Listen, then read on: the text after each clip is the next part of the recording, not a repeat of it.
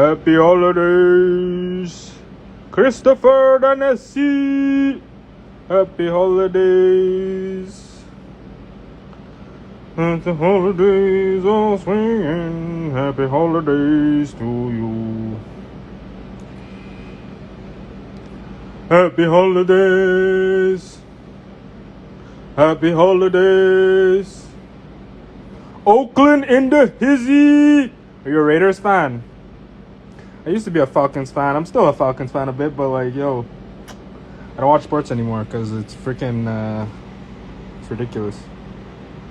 NFL is trans now. Self-proclaimed.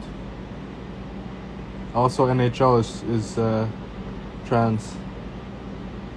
Not a Raiders fan? Yo, you're talking to yourself. I'm talking to Christopher Danesi. Talking to the chat. Chris is there. No, it's different Chris. Christopher Yes. Danesi. What do you have to contribute, Christopher? He gone. Happy holidays. What do you have to contribute, Chris? This never works for me. I don't know why. I can't freaking... Dis-moi. Dis-moi. Allô, dis-moi c'est quoi? I'm fluent in fake Creole, guys. Fluent in fake Creole. Yeah. Tu savais, yeah. So, drop some topics. We're gonna get it started, boys. Yo, I don't want your and goyles. racist live stream rolling when my clients walk in. Stop racist.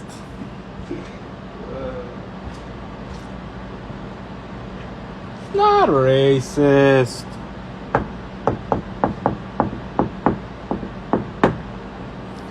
Chris, are you a Merry Christmaser or a Happy Holidayser?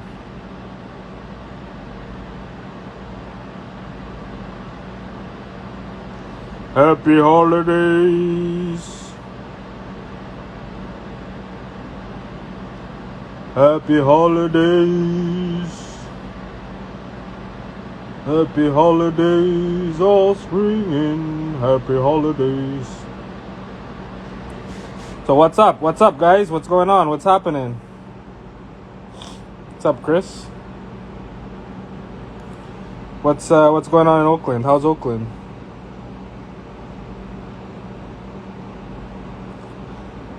Happy holidays.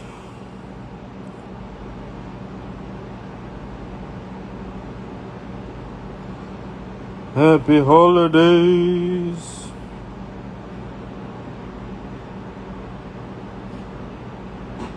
Yo, you sound like you're crooning, bro. Crooning? What does that even mean? A singer, bro. Crooning? Crooner. You never heard that? Nah. You're a crooner. It's basically cool with an R. That sounds like... it's funny how we both simultaneously were making the racist joke.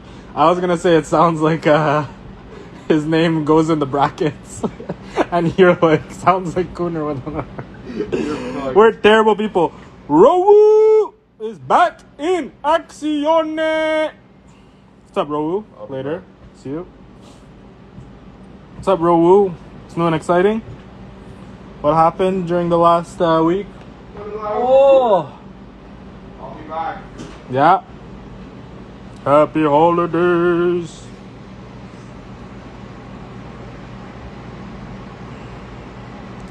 So tell me, Rowu, what is new and exciting? Happy holidays. Yo, did you guys see that freaking Zelensky is in the US right now? Yo, I just saw that earlier, that Zelensky touched down in the US. That's just so funny, because if you guys were watching last week, like, I don't even know when the last time I was streaming, but that was the metaphor I gave. I was like, yo, Ukraine is a freaking gas tank with a hole in it. And they just keep filling the gas tank, and they're like, yeah, the car's gonna win the race. Don't worry, it's like the gas tank will be full eventually. That's literally the metaphor. That's what they're doing. Like, since this freaking whole conflict has started, they've just been like telling us that Ukraine's winning and shit, and every Western nation's pouring loots into their freaking country, and for some reason everyone's boycotting and sanctioning and not giving a penny to Russia, but they don't seem to be losing. How is it possible? It's like an arm wrestle. Like, if you're arm wrestling against a kid, like, wouldn't people think it's weird if the kid was like still in the race freaking 20 minutes in? Like, you're arm wrestling a kid and like you just can't beat the kid, and you're like, yeah, this kid's done for, and you keep telling everyone around you like, this kid's so done for, but like you just never beat the kid. So funny. What do you guys think? What do you guys think about Biden and Zelensky? It's Christmas, you know. He's coming to get his Christmas cookies. Big Z, Big Daddy Z. Daddy Z. I always found it weird, like in history class, we learned about how, like this is, in North America, it's like the extension of Europe, you know? You had like the 13 colonies, and you had like the French, where they called it New France, and it was freaking, you know, they had a different government, whatever. It's basically the English and the French were here, right? And then when there was that war in Europe, I believe it was like 30 days later, that's what they taught us in history, like 30 days later the war started here. And I always found that so interesting. I was like, wow, like the people here like started the war because of what was going on in Europe. Like, number one, I was like, how did they find out about the war? That was like one of the questions we always asked. Like, how did they find out about the war here? They were like, oh, carrier pigeon, bottle, whatever. Like, there was a way to find out, obviously. It took like a month. But I also thought, like, why did the people here care, you know? Like, they weren't on the motherland of Europe. And now I'm seeing it. Now it makes so much sense. Like, I'm watching this unfold in 2022. And it's like, yo, they just fed us this freaking narrative. It's so jokes. Like, when it started, they had the plate ready. Like, this is how you're gonna think about this. When it first started, my buddy came to me and he's like the minute it started, before anyone heard about it, because my buddy is very like, in his line of work, he's very connected to world current events, whatever. So he knew about this stuff before it started, and he was like, yo, did you hear, like, Russia's really like throwing some weight around? They might actually go after Ukraine. Like, Putin's actually pissed and he's gonna do some shit. And I didn't hear anything about it. I was like, I know nothing about it. Like, fill me in. And he's like, oh yeah, well, and he gave me a rundown.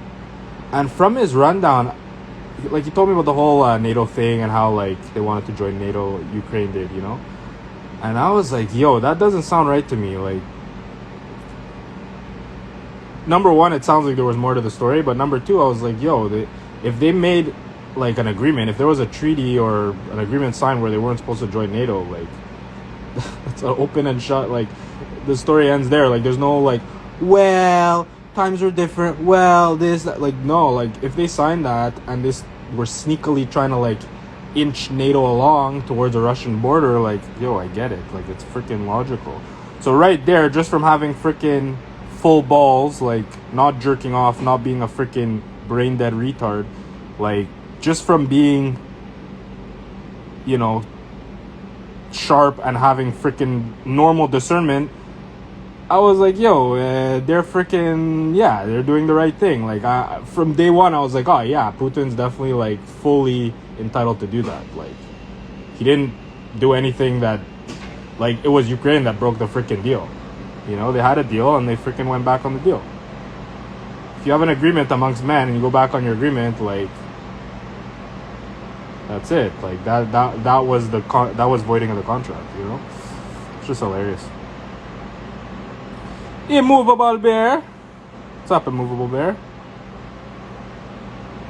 How you been? What's going on? What's up? What's been exciting? Yo, Gunny, I'm working, so I can't really comment. You hear about that gay shooting in Vaughan? Pretty sure it's another psyop. I did hear about it, yes. I don't think it's a psyop, but as I say very regularly, these events, real events, are weaponized. So, like, this guy is a nut job. He's an older man. For those that didn't hear about it, I'll briefly break it down. So there was an older man in Ontario, and he was like a really not agreeable character. Got in tons of fights with tons of people, with the condo association. His daughters came out and said that he was abusive and aggressive to them and their stepmom or whatever. Everyone that knew this guy said he was a violent nut job and like just short-tempered and basically crazy. And he freaking like, I don't know what happened, like what led up to it, but the guy freaking went on a rampage and allegedly freaking, you know, pulled out a firearm and freaking popped some peeps, you know, like, and it's unfortunate people lost their lives. That's 100%, like, but like, obviously this happened at a time where Canada is like going under this freaking firearms grab or ban that they're trying to do. Like, they started off with the short guns, like the handguns, concealable weapons, whatever, and now they're extending it to like hunting rifles. Like, they're nuts. Like, the definition for them of like what is a dangerous firearm / assault rifle is if it has a box magazine or if it's semi-automatic. Like, 90% of Liberal MPs cannot define what semi-automatic action even means. 90% of them can't define, like, these people know nothing about firearms. That's neither here nor there. But basically, they're trying to outlaw all this shit. And this guy went on this rampage at such a time where this is just what Trudeau needed. Like, everyone was kind of turning on him. They were like, what's up, Moon King Bear? They were like saying how like his gun grab's unjustified. He's going after hunters. He's going after lawful firearms owners, yada, yada, yada. And he was getting a lot of pushback. And like, it actually, like, there was a chance it wouldn't have passed, you know, possibly. And now with this guy in Ontario that just went on this rampage, like, the Liberals are eating it up. They're so sick because they just use, and it's so obvious. I don't know how it works on some people. They just use a crisis. I think it was Winston Churchill that first said that, like, never let a good crisis go to waste. And that's like literally what they do. They're just like hopping on that right away. Because, and why I say they don't let it go to waste, and they're very deceptive, because the majority of firearms offenses and violence that's committed in Canada is committed with either illegal, well, I guess they're all illegal, because they're either illegal by means of distributed illegally, or they were smuggled from the US. So there was actually a bust recently where there were like, I don't know, 50 firearms confiscated from like a ring that was trafficking them and importing them. And I look at the picture of the freaking thing of the confiscated, you know, firearms, and they're all the magazines are full capacity magazines, 18 rounds, 25, 20 rounds, whatever. And y'all Americans won't know, but anyone that's in the firearms community or hunting community in Canada knows that our magazines are crimped at 10. We can't have magazines that hold more cartridges than 10. So I'm looking at full size magazines, and I'm just like, okay, so these are all, none of these are Canadian, or none of these are Canadian firearms, not one. So how are you gonna tell me that I guess enacting a bill, which I doubt will be enforced, but that's another story for another day, enacting a bill where you're gonna confiscate all kinds of stuff, and you're citing this violent act that was committed with an illegal firearm and the person had no permit, this violent act that was committed by an illegal firearm and the person didn't have a permit, this violent act, this huge bust of firearms when none of them are from Canada, you know, and you're punishing businesses. Some of these people, like, this is their livelihood. They've had gun ranges and firearms stores, legal stores, for generations, and these people are just going, and they're literally they're cutting their inventory in half, and they did it like 3, 4, 5 times just in the past few years. You know, they're making half their inventory unsellable, unusable, you know, and then they talk about buyback and all this. This stuff is ridiculous. It's ridiculous.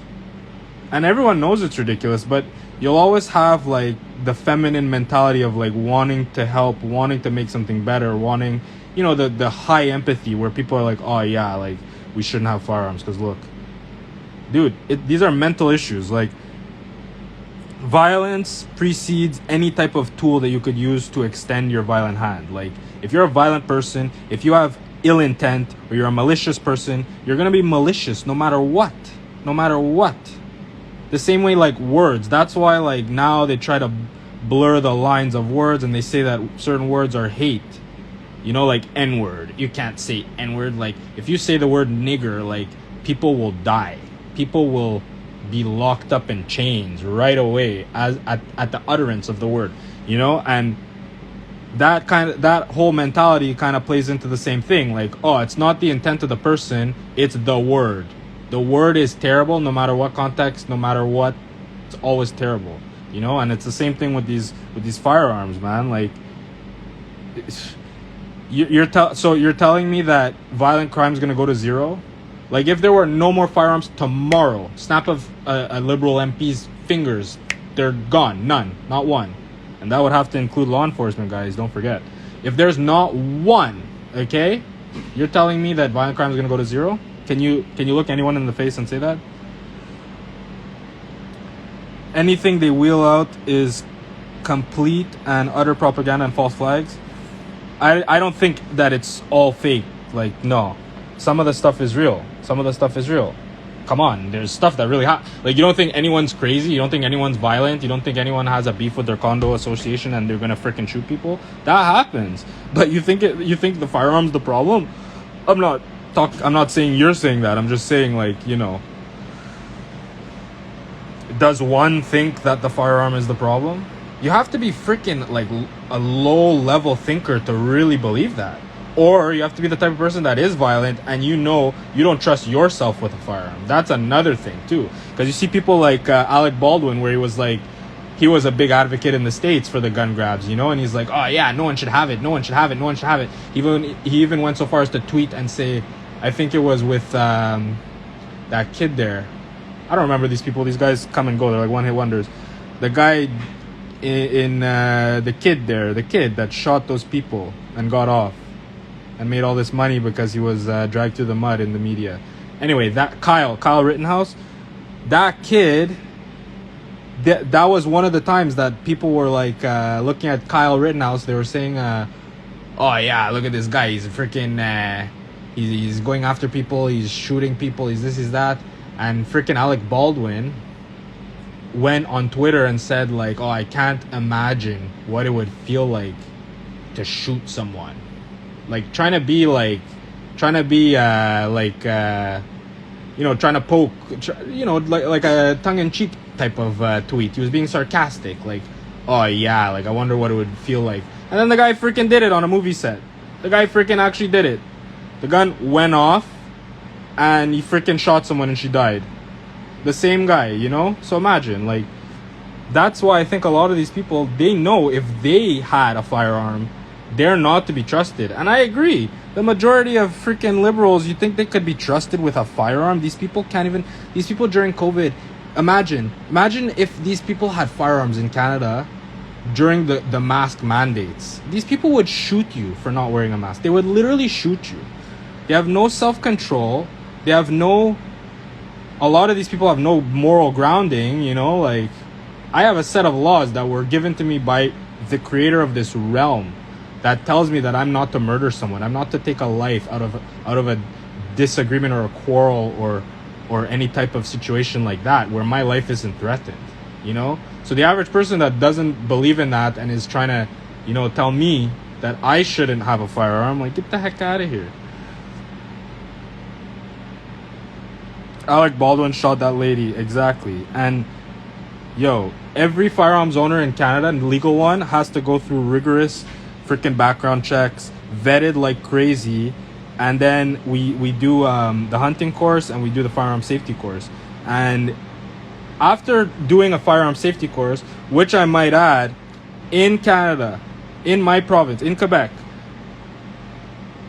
I don't want to get the guy in trouble, but I guess it's been long enough he won't get in trouble. No one knows who he is anyway. My firearms instructor told us that the police, okay, were not trained in the firearm safety course. They were not trained in the firearm safety course. And the year that I did my firearm safety course, there was a new law passed, a new requirement for the police force that they had to pass the firearm safety course. There were over 5,500 police officers in my city that were not trained with that course. Can you imagine? And these guys have, most people won't know what I'm talking about, but for the firearms proficient, you'll know what it means to have one in the chamber. These guys have one in the chamber. There's a round chambered, okay? Oh, the safety's on. Doesn't matter. Any firearms instructor will tell you safeties, use them, but you don't trust them. Okay, so there's a safety there. There's firearms I own that don't even have safeties. You don't need a safety. The safety is right here, okay? If your finger is not on the trigger and you're not pulling it, it doesn't go off. There's no such thing as a gun going off, okay? You're never supposed to put your finger in the trigger guard, let alone over a trigger, fondling a trigger, unless you have determined that the target you're aiming at will be shot. Not you may shoot, will be shot. Your finger is not supposed to be on the trigger before you're about to take a shot. These police that were running around the city that everyone trusts, every Canadian trusts, they're officers protecting of the peace. They're peace officers. They have firearms in a McDonald's. They have firearms in a Burger King, but they're police. These police were less trained than me. Less trained than any firearms owner in Canada. They were less trained up until a few years ago. So that's why when I see these liberal lawmakers, I just laugh. I'm like, number one, it's gonna be a whole lot of red tape to go and collect all this stuff. So good luck with that. Number two, good luck finding people to show up for work that day. Like, oh, what are we doing? Punch in. Oh, 9 a.m. What are we doing today? Oh, we're going to collect, everyone's firearms that were banned. Like, okay, good luck with that. And number three, these people don't know anything about firearms, the firearms community, or the fact that police have one in the chamber at any given time. That's the most dangerous. There are countries, like in Israel, for example, where all the kids get rifles. 18th birthday, they're freaking shipped into the army. They don't allow them to carry the rifles with one in the chamber because it's considered a safety hazard. Because Israelis value Israeli citizens' lives so highly that they don't even allow them to freaking carry with one in the chamber. Meanwhile, in American cities and Canadian cities, that's standard carry. That to me is nuts. So you're not going to tell me that I'm unsafe or I can't be trusted when you have police officers that did not go through the same vetting program, okay, mental assessment, did not do the same proficiency training, aren't even allowed. I think for the most part, a lot of them aren't even allowed taking their issued firearm home. Like, give me a break. And these are the people that they're gonna have enforce this. Like, give me a break. Give me a break. The lady was married to one of the Clintons' lawyers. Yeah, I heard about that. Yeah, it's always some stupidity like that. I carry one up top all the time. It's a dead trigger safe. Yeah, a lot of people carry one in the chamber. I personally wouldn't ever. Because, like, for two reasons. One reason is, like, what Big Bear Owen used to always go on about the appendix carry. He'd always be like, oh, yeah, like, you're going to shoot your dick off, blah, blah. He didn't understand what one in the chamber is. He didn't understand what because if you don't have a round in the chamber, like, I've thrown, I don't want to say too much, but you could literally throw a firearm across a room. If it's loaded, and I say loaded not meaning one in the chamber, full magazine, you could literally throw it across the room and not even worry. Because there's 0% chance, I'm telling you 0% chance that round leaves the barrel. Why? Because it's not aligned with the barrel. If your rounds are here and the barrel's there, and between here and there's all kinds of metal, and the hammer's not cocked, there's 0 way for that firearm to go off. 0% chance. So an appendix carry, if you don't have one in the head, as they say, there's no chance, 0 chance of you shooting your dick off. That's obviously with a semi-automatic pistol, like a pistol with a piston. Revolver, I wouldn't put a revolver in my pants, that's for sure. But for all y'all Americans, because can't really, there's no concealed carry in a lot of places. So, but striker fired. So it eliminates. Yeah. Yeah. There's like a lot of new technology like striker fired. Where like or there's even like transfer bars where like as you pull the trigger, another piece of metal comes in front of the hammer that doesn't have a pick, so that part has the pick, like the transfer bar. Or no, sorry, the transfer bar is flat, and then you have like the hammer, which is also flat, and then you have a pin which is after the transfer bar.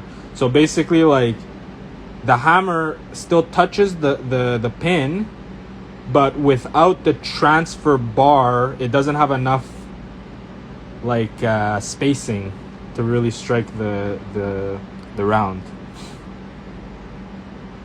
I carry one up top because first of all, I'm a Marine. I'm very proficient in firearms and seconds count.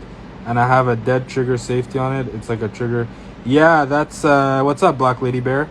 That was one of the reasons I was going to cover. Yeah, it was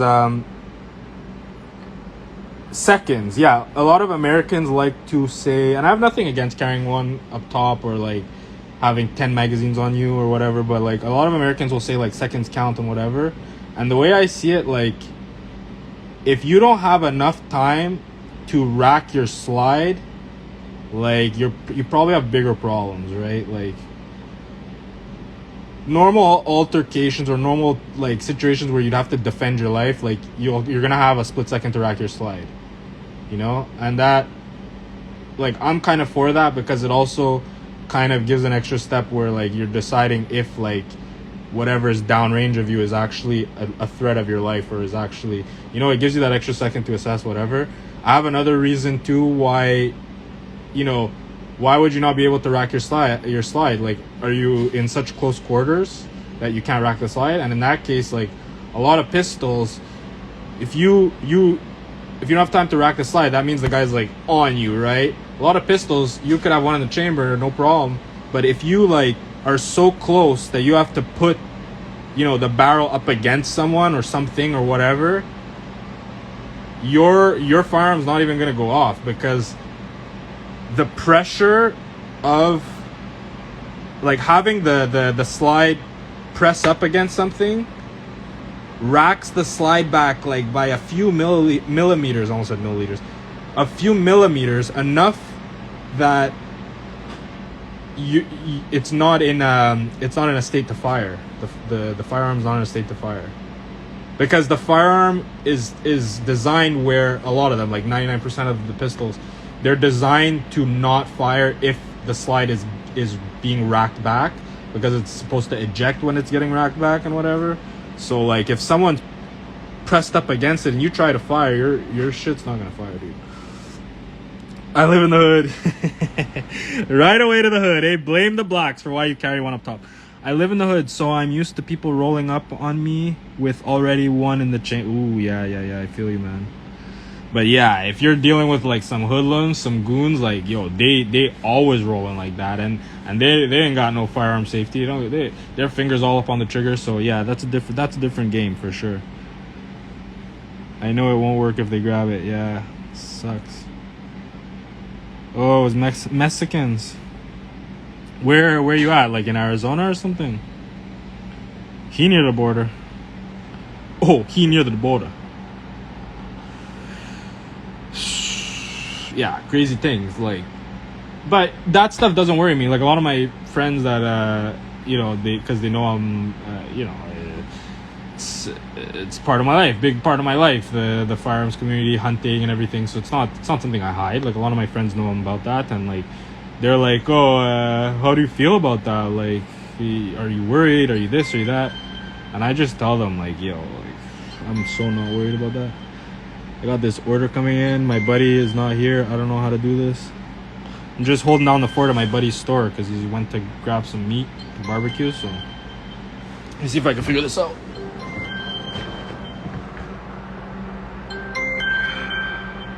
Okay. Yeah.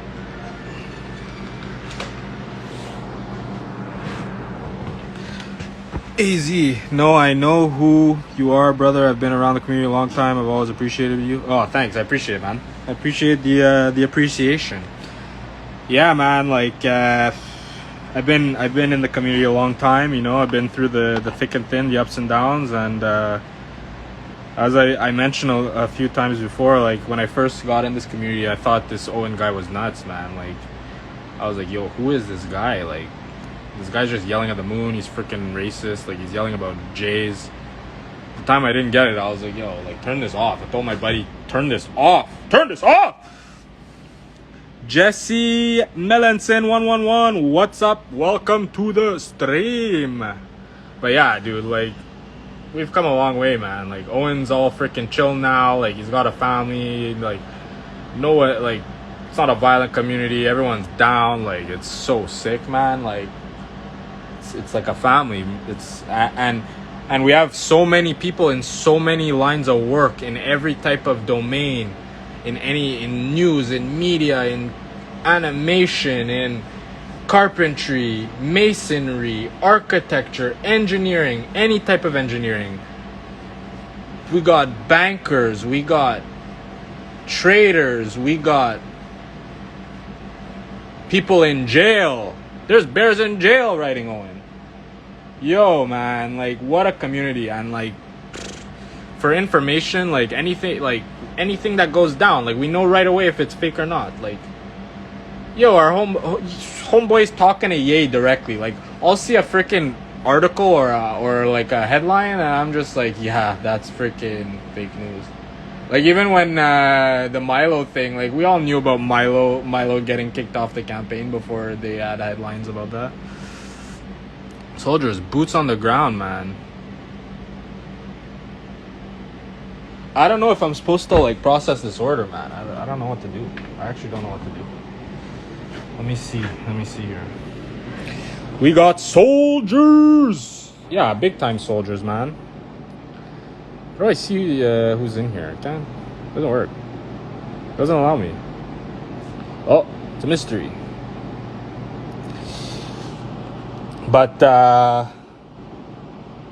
yeah, man, like, and it's just funny because now, like, you see the Bears, like, I'm so happy that I got in this community, because it's like no one's tripping. Like, no one has like those eyes of like, what's next, you know? What's next? Genocide? No one has that. No one has that vibe. Everyone's like, everyone knows what's up, you know? Everyone's like, we know like shit's crazy, and it's always been crazy, and it'll never not be crazy. So just check out. Don't watch news. Don't watch TV. Don't freaking worship celebrities, and you'll be good to go, you know? You'll be good to go! But, yeah, man, like,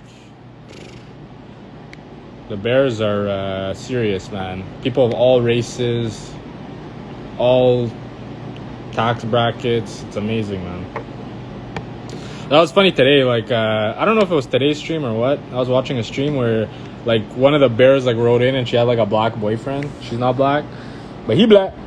And this guy was, like, giving her shit because she listened to Owen, and he was saying how he's freaking, how Owen's racist. Like, that was killing me, man. That's so funny. That's so funny. Like, why are you not with a black girl? Like, it's always these guys that think so strongly about freaking, you know, like, they're never with black girls. Never. These BLM guys that talk big and all that stuff, never with black girls. I'm telling you. Just from the few, like, altercations I had online with these people, I would always look in their freaking their Instagram profile, and they're with some white girl. And there's nothing wrong with being with a white girl, but why are you telling people that they're racist then? You don't even like your own race.